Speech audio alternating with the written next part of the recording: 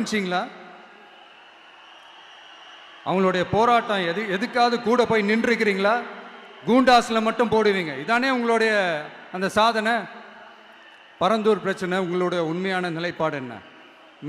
மேல்மா விஷயத்தில் உங்களோட உண்மையான நிலைப்பாடு என்ன?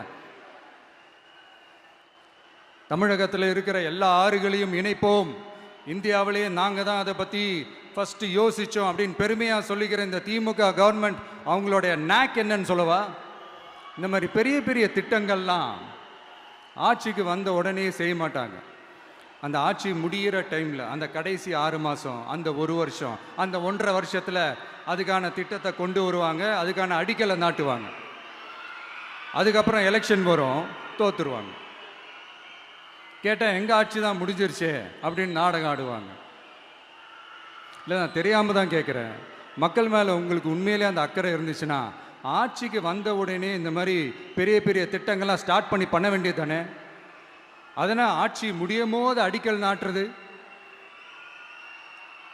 ஓட்டுக்காக என்னென்னலாம் பேசுவீங்க, ஆனால் மக்கள் இதெல்லாம் நம்புறதுக்கு அவங்கன்னா ஏமாளிங்க நினச்சிங்களா?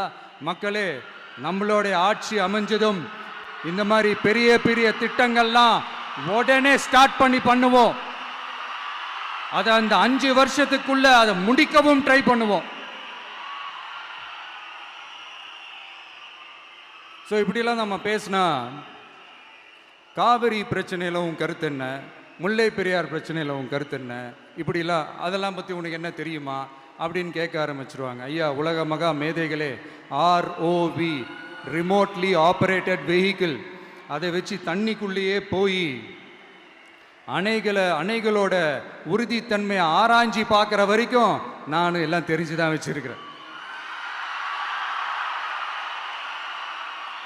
ஒருத்தன் சைலண்டாக இருக்கான், அமைதியாக இருக்கான்னா உடனே அவனுக்கு எதுவுமே தெரியாதுன்னு நினச்சிடாதீங்க. சும்மா கருத்து சொல்லிக்கிட்டு கம்பு சுற்றிக்கிட்டு இருந்தால் எல்லாமே நடந்துருமா? நசன் பேசி அதை கேட்டு மக்கள் வெறுத்து போயிட்டாங்க. உருப்படியா ஏதாவது யோசிங்கயான்னு மக்கள் நினைக்கிறத யாருக்கு தெரியுதோ தெரியலையோ, எனக்கு அது நல்லாவே தெரியுது. உரிய இடத்துக்கு போய் சம்பந்தப்பட்டவங்களோட பேசி அதுக்கான சொல்யூஷன் என்னன்னு தெரிஞ்சுக்கிட்டு அதை ப்ராப்பராக எக்ஸிக்யூட் பண்ணணும்.